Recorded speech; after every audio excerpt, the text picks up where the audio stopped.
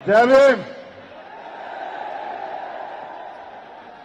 अपनी बात को शुरू करते हुए बहुजन समाज में सभी जाति धर्मों में जन्मे सभी संतों, गुरुओं और महान पुरुषों को नमन करता हूं।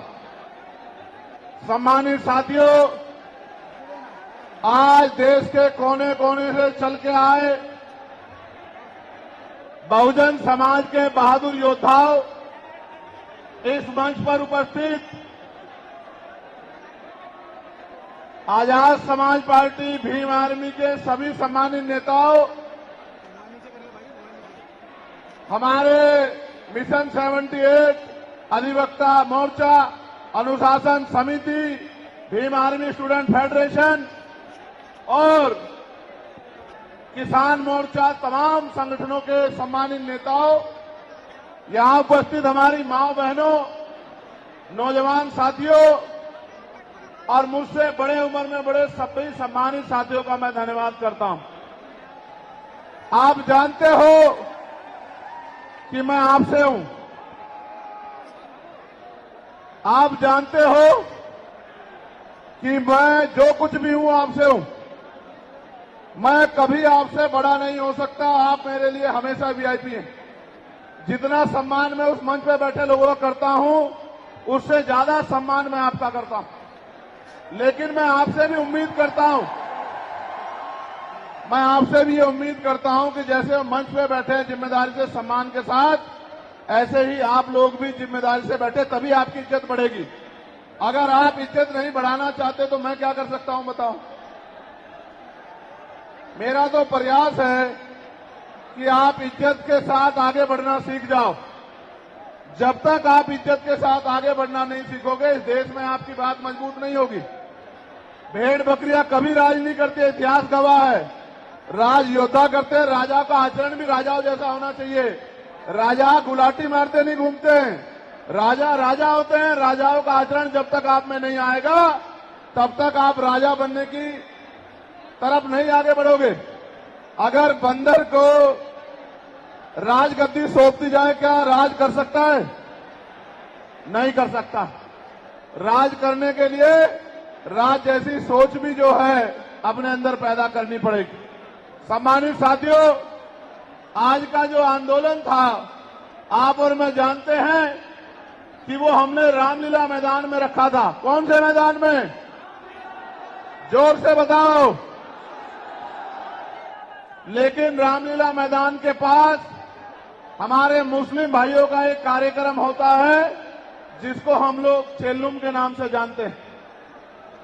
35-40 हजार की संख्या में वो लोग रोड से निकलते हैं और अपनी जो भी इबादत है उसको पूरा करते हैं। पुलिस प्रशासन का ये मानना था कि भाई पहले से ही वहां व्यवस्था अव्यवस्थित रहेगी, क्योंकि एक बहुत बड़ा आबादी, एक बहुत बड़ी जनसंख्या निकलेगी। अगर आपके लोग भी आ जाएंगे तो नुकसान हो सकता है, कोई टकराव हो सकता है, कहीं कोई आपराधिक तत्व का आदमी झगड़ा करा सकता है। तो आप अगर चाहें तो हम आपको परमिशन दे देंगे। लेकिन अगर आप खुद से मन में रखें और समझदारी दिखाएं तो ये समझौता, ये सम्मान का काम नहीं होगा। मैंने उनकी बात को सुना और मुझे महसूस हुआ कि हम प्रथम और अंत्य भारतीय हैं। हमारी भी भारत के प्रति उतनी जिम्मेदारी है जितनी कि दूसरे व्यक्ति की है।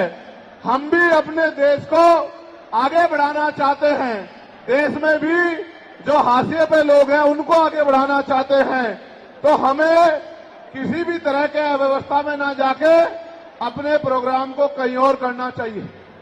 मैं जानता हूं कि जितने लोग अंदर हैं उससे 10 गुना लोग बाहर हैं, ग्राउंड में हैं, दिल्ली की सड़कों पे हैं, मैं जानता हूं। लेकिन आप महसूस करो, लाखों लोगों के पहुंचने के बाद भी एक मुझे देख के तो ये लोग उठ जाते हैं, वरना ऐसा नहीं है। अगर एक चींटी के बच्चे को भी कोई बे कह रहा है, ये देखो आप हमारी ताकत।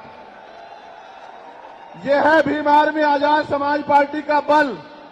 लेकिन मुझे आपसे बहुत सारी बातें करनी है। मैं अभी दूसरे देश में होके आया। मैं जब दूसरे देश में गया, मुझे उम्मीद नहीं थी कि इतना प्यार और सम्मान मिलेगा। आप ये देखो, मैं ऑस्ट्रिया गया तो लगभग 10 देश के लोग आए मिलने के लिए। जब मैं इटली गया तो कम से कम 40 देशों के लोग मिलने के लिए आए। हर आदमी ये कहता था कि भैया मैं अपने राष्ट्र की तरफ से, अपने देश की तरफ से, वहां रहने वाले बहुजन समाज के लोगों की तरफ से पैगाम लेके आया हूं कि भाई चंद्रशेखर आजाद हमारे स्टेट में भी आए, हमारी कंट्री में भी पहुंचे और आके अपनी बात को रखें। मैंने उनको कहा कि मैं आपके बीच भविष्य में आऊंगा, लेकिन अभी 11 तारीख को हमारी रैली है, लाखों लाखों की संख्या में हमारे लोग वहां पहुंचेंगे, तो मुझे पहले उनके बीच पहुंचना है, उसके बाद मैं समय निकाल के आऊंगा। उन्होंने मेरी बात को माना और 3 दिन का कार्यक्रम करके मैं फिर आपके बीच आ गया। जब यहां पहुंचा तो पता लगा परमिशन और इस तरह की व्यवस्थाएं खराब हो रही हैं। फिर मैं धन्यवाद दूंगा हमारी दिल्ली की टीम का, भाई हिमांशु जी का, भाई महेश जी का, उनके सभी साथियों का, जैन साहब का, कसाना जी का, जिन्होंने, समीर भाई का, जिन्होंने दिन रात एक कर दिया और इस परमिशन को करा के, सीपी सिंह जी का कितना बढ़िया प्रोग्राम आप सब लोगों के लिए आयोजित किया। एक बार दोनों हाथ से तालियां बजा के दिल्ली की टीम का स्वागत करें। जब मैं दिल्ली का धन्यवाद कर रहा हूं तो देश भर में जहां से सबसे बड़ी ताकत हमें मिली है, मैं उत्तर प्रदेश की भी पूरी टीम का धन्यवाद करना चाहता हूं, क्योंकि हमारे हर एक आंदोलन में उत्तर प्रदेश अग्रणी रहता है। धन के आधार पे, संख्या के आधार पे उत्तर प्रदेश ने अपनी ताकत का एहसास पूरे देश को कराया है। तो मैं उत्तर प्रदेश के प्रदेश अध्यक्ष का, वहां हमारे राष्ट्रीय कमेटी के सभी साथियों का, जो राष्ट्रीय कोर कमेटी के लोग रहते हैं, प्रदेश के पदाधिकारियों का, जिला विधानसभा के संगठनों का, हमारे भीम आर्मी के प्रदेश अध्यक्ष जी का, सभी साथियों का भी बहुत बहुत धन्यवाद करता हूं। एक बार इनके लिए भी जोरदार ताली हो जाए। उसके बाद मैं और आप सब लोग मिलकर स्वागत करेंगे नगीना लोकसभा के लोगों का, जिन्होंने एक एक वोट डालकर आपकी ताकत को बनाने का काम किया। दोनों हाथ उठा के ताली बजा के स्वागत करें नगीना के लोगों का। नगीना के लोगों का धन्यवाद कर दूं? बताओ, कर दूं या नहीं कर दूं? बताओ, नगीना के लोगों की इज्जत करते हो नहीं करते हो? बताओ, नगीना के लोगों का सम्मान करोगे नहीं करोगे? बताओ, नगीना तुम्हारे दिल में है या नहीं है? बताओ। तो मैं नगीना के साथियों का भी बहुत बहुत धन्यवाद करता हूं। अब आज के जो आयोजक कमेटी है, मैं उनका भी धन्यवाद करता हूं। अब मैं आपसे आग्रह करूंगा कि मुझे आपसे बहुत जरूरी विषय पर बात करनी है। अगर आप बोलते रहेंगे या कोई भी शोर आएगा तो मेरी बात आप लोगों तक नहीं पहुंच पाएगी, इसलिए मैं आपसे आग्रह करूंगा कि आप शांत हो जाएं। ये जगह कम है, मैं जानता हूं, इस वजह से बार बार अव्यवस्था हो रही है।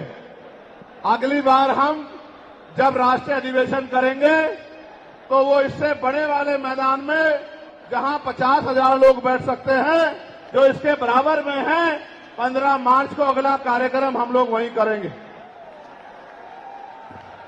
सम्मानित साथियों, आज मेरे कंधों पे, आजाद समाज पार्टी के कंधों पे, भीम आर्मी के कंधों पे, बहुजन समाज के लोगों के कंधों पे जिम्मेदारी है कि जो एकता बहुजन समाज में हमारे महापुरुष बना के गए, वो एकता टूटनी नहीं चाहिए किसी भी कीमत पर। ये हमारे लोगों की जिम्मेदारी है।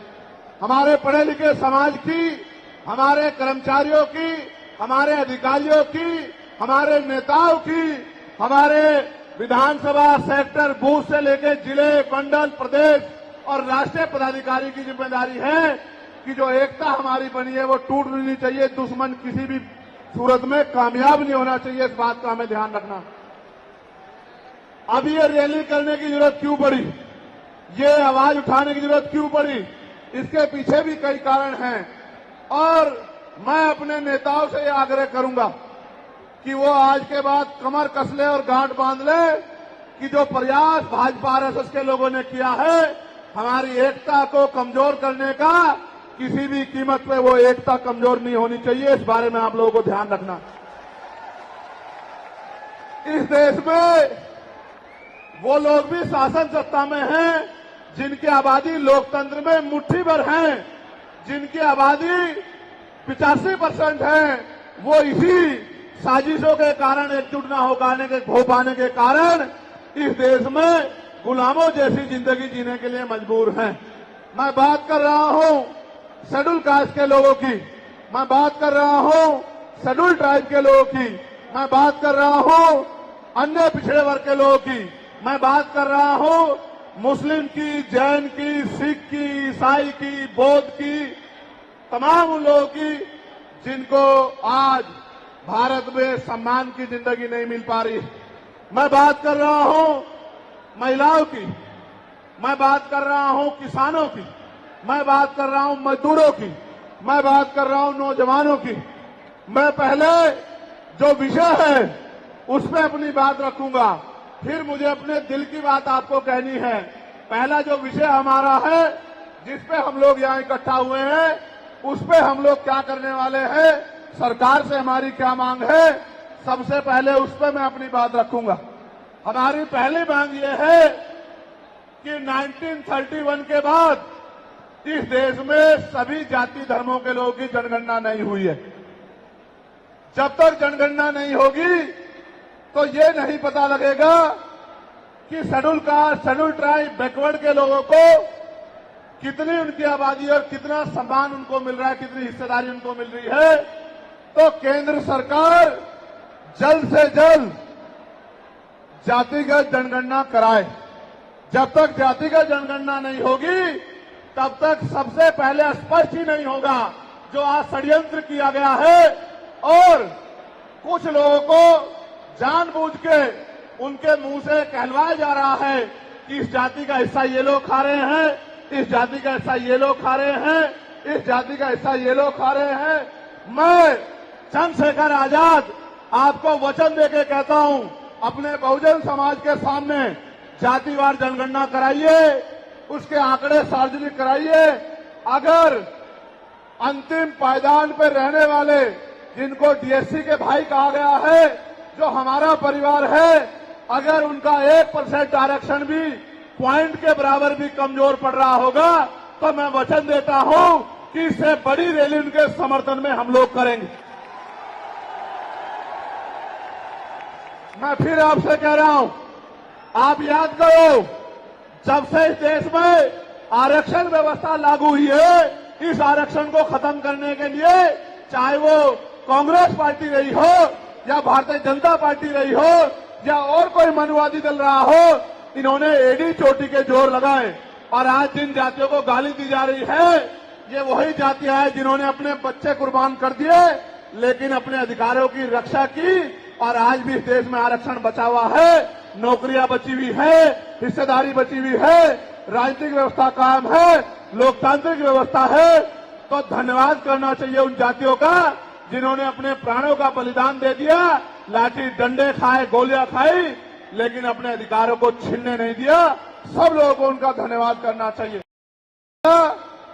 कि schedule caste, schedule tribe, backward के लोगों को कितनी उनकी आबादी और कितना सम्मान उनको मिल रहा है, कितनी हिस्सेदारी उनको मिल रही है। तो केंद्र सरकार जल्द से जल्द जातिगत जनगणना कराए।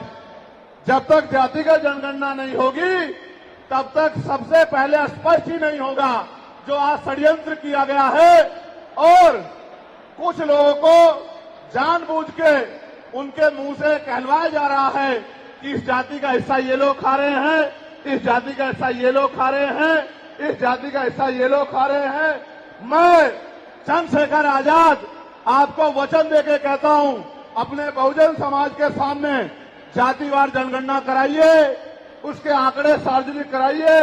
अगर अंतिम पायदान पर रहने वाले, जिनको डीएससी के भाई कहा गया है, जो हमारा परिवार है, अगर उनका 1% आरक्षण भी पॉइंट के बराबर भी कमजोर पड़ रहा होगा, तो मैं वचन देता हूं कि इससे बड़ी रैली उनके समर्थन में हम लोग करेंगे।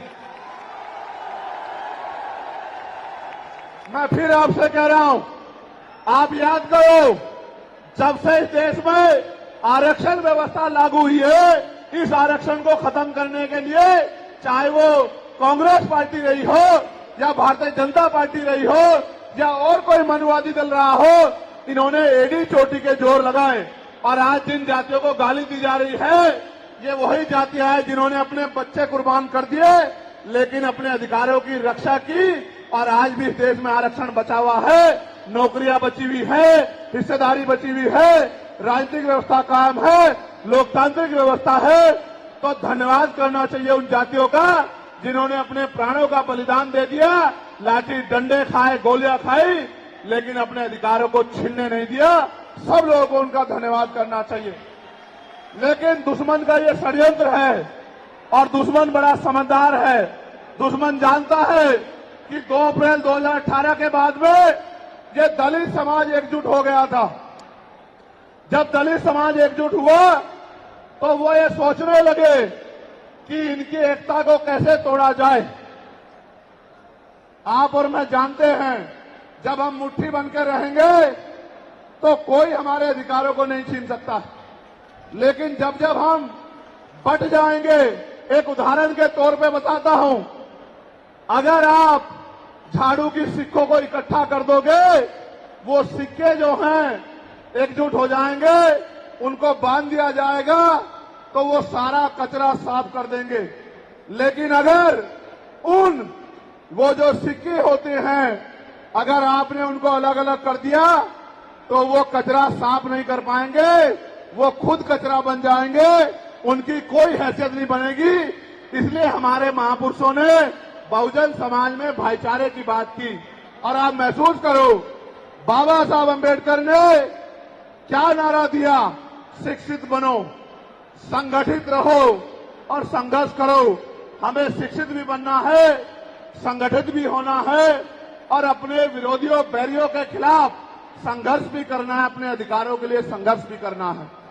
मैं जब देश के बाहर गया तो मैंने देखा कि वो लोग तरक्की कर रहे हैं, उनकी जिंदगी खुशहाल है, उनकी जिंदगी अच्छी बन रही है।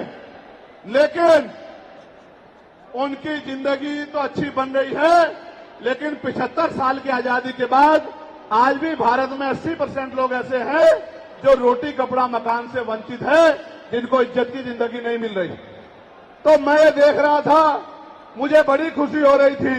लेकिन जब मैं भारत की तरफ देखता हूं तो बड़ी निराशा हाथ लगती है।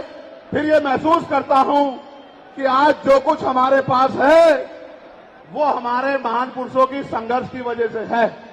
अगर हमारे महान पुरुष संघर्ष नहीं करते तो जो आज हमें मिला है ये भी हमें किसी कीमत पे नहीं मिलता। आप जानते हैं, हमेशा आरक्षण के खिलाफ चाहे सुप्रीम कोर्ट हो या मनुवादी दल हो, सब लोगों ने आरक्षण को समाप्त करवाने के लिए एडी चोटी के जोर लगा दिए। और इसका सबसे बड़ा हमला इस पे कब हुआ? जब 10% ईडब्ल्यूएस लागू हुआ। मुझे माफी चाहते हुए कहना है कि हमारे दलों ने भी हाथ उठा के, जो हमारे पूर्व के दल थे, उनका समर्थन किया, जबकि वो आरक्षण पे सबसे बड़ा हमला था। अगर उसी दिन हम लोगों ने सड़कों पर निकल के अपनी आवाज को उठाया होता तो किसी की मां ने दूध नहीं पिलाया होता कि वो दोबारा आरक्षण पे हमला करने के बारे में सोच लेता। ये भाजपा के लोग जो सत्ता में बैठे हैं, इन्होंने वोट तो आपसे हमसे ली धर्म के नाम पे, भाईचारे के नाम पे, लेकिन सत्ता में आके ये लोग अपने लोगों का काम करने लगे, अपने महापुरुषों की विचारधारा को आगे बढ़ाने लगे और हम लोग रोटी रोटी के लिए मोहताज लोग, जुल्म जाति के शिकार लोग परेशानी की जिंदगी जीने लगे। मैं चाहता हूं कि जो जिंदगी हमारे लोग ऑस्ट्रेलिया में जी रहे हैं, ऑस्ट्रिया में जी रहे हैं, इटली में जी रहे हैं, यूरोप में जी रहे हैं, पूरे अमेरिका में जी रहे हैं, कनाडा में जी रहे हैं, हॉलैंड में जी रहे हैं, नीदरलैंड में जी रहे हैं, ऐसी जिंदगी की व्यवस्था भारत में भी हो। लेकिन ये तभी संभव है जब राजनीतिक शक्ति हमारे पास हो। अगर राजनीतिक शक्ति भाजपा और कांग्रेस के पास रहेगी तो हम लोग इज्जत की जिंदगी इस देश में नहीं जी सकते। इस बात को आप लोग मेरी ध्यान रखना। ये मैं नहीं कह रहा हूं, ये बाबा साहब अंबेडकर ने कहा, political power is the master की। राजनीतिक सत्ता वो चाबी है जो आपकी सारी परेशानियों का हल कर देगी। और राजनीतिक सत्ता जिनके पास है उनके लोग हजारों हजारों करोड़ रुपए लेके भाग जाते। उनके लोग उनके पूंजीपतियों के लाखों लाखों करोड़ रुपए माफ करते जाते। लेकिन अगर आपका 10,000 रुपए का बिल भी बाकी हो तो 10,000 रुपए का बिल भी अगर आप नहीं दोगे तो मुकदमा लिख के आपको जेल भेजने का काम सरकार कर देगी और आपके घर की कुर्की भी करा देगी। आप किसानों का, मजदूरों का हाल देख लो, आप नौजवानों का हाल देख लो इस देश में क्या है। तो हमारी सबसे बड़ी मांग ये है, आप समर्थन करके बताना कि आप इस पर सहमत हो या नहीं हो। बताओ, जातिवार जनगणना होनी चाहिए नहीं होनी चाहिए? एक सुर में बताओ, होनी चाहिए नहीं होनी चाहिए?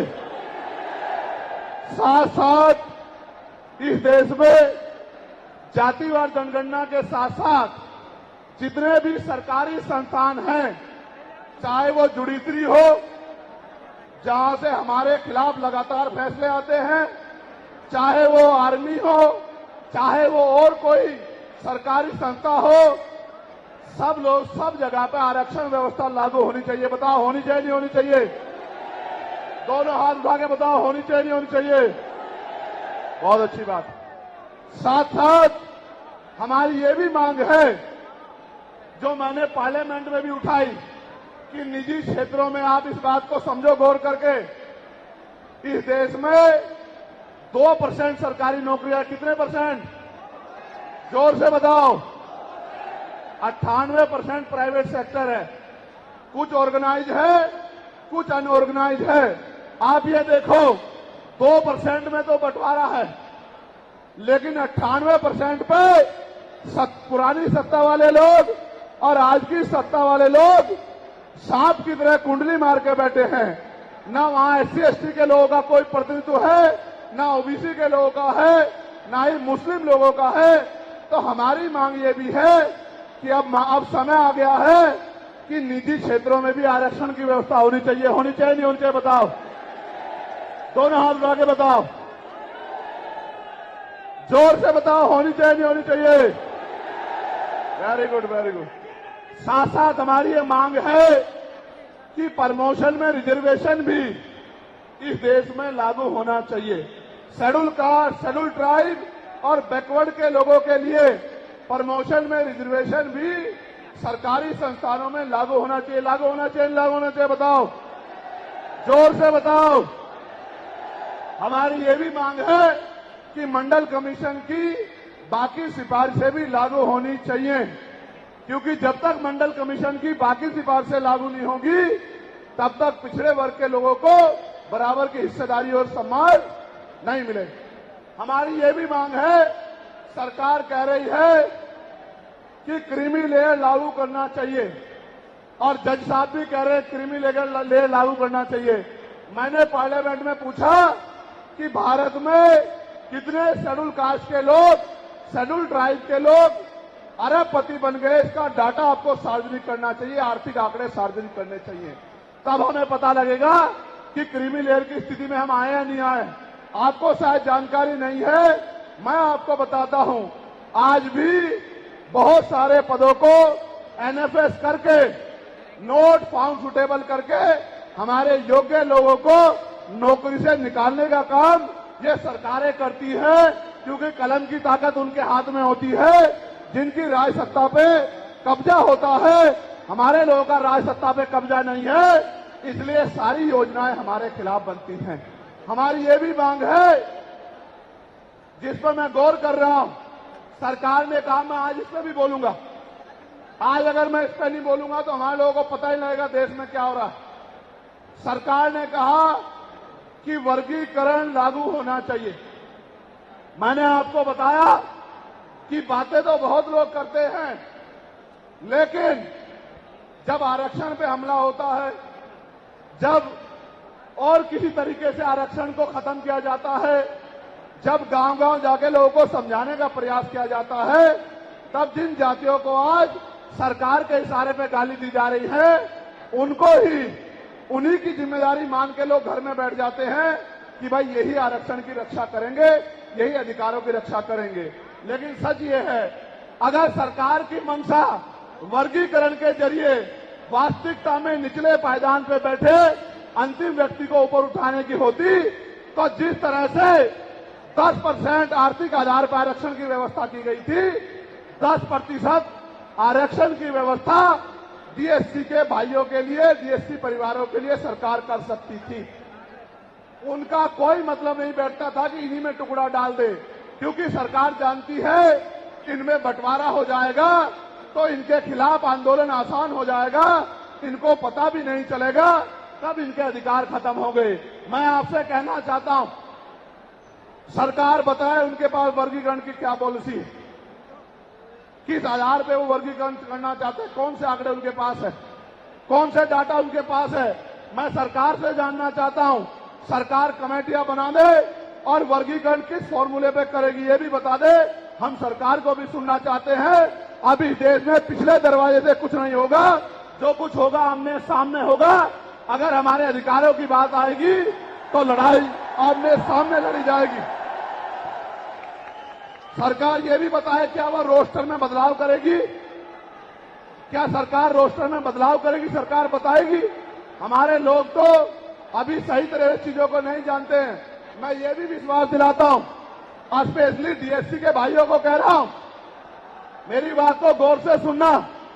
स्पेशली डीएससी के भाइयों को कह रहा हूं, उन जातियों को जो लोग आंदोलन कर रहे हैं, आपको एहसास नहीं है, जब देने की बारी आएगी हम बताएंगे अपने भाइयों को किस तरह से आगे बढ़ाया जाता है, किस तरह से उनकी हिस्सेदारी दी जाती है। अभी तो हम पे देने कुछ है ही नहीं।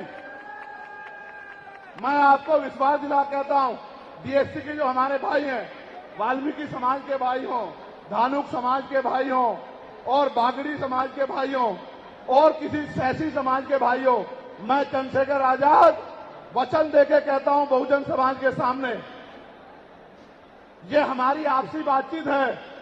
आप दुश्मन के इशारों पे काम मत करो, हम लोग बैठ के अपनी लड़ाई को निपटा लेंगे। हम लोग अपने आप बैठ के चर्चा करके आपके साथ बैठ के, अगर कहीं हमें कुछ डर भी है, आप चीजों को नहीं समझ पा रहे हो या हम लोग समझा नहीं पा रहे, अगर आपको अधिकार मिलता है तो बताओ, हमारे किसी व्यक्ति को तकलीफ है क्या? बताओ, अगर हमारे डीएससी के भाइयों को अधिकार मिलता, बताओ, हाथ उठा के बताओ, तकलीफ है क्या हमें किसी को? ये इतना बड़ा जन समूह गवाही दे रहा है, अगर डीएससी के भाइयों को कुछ मिलता है तो हमें तकलीफ नहीं है।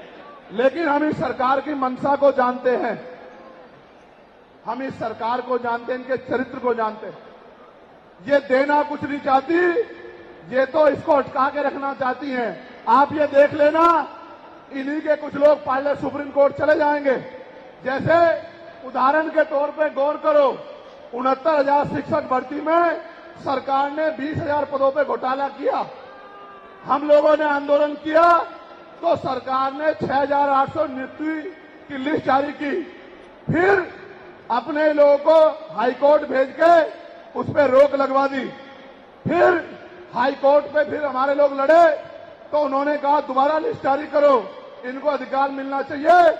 तो वोट लेने के लिए हमारे लोगों के सामने कहा कि भाई मिलना चाहिए, हम समर्थन करते हैं, लेकिन अपने लोगों को सुप्रीम कोर्ट भेज दिया और सुप्रीम कोर्ट में इनके बैठे जजों ने फिर से उस पर रोक लगा दी। इसलिए हमें इनकी नीयत पे शक होता है।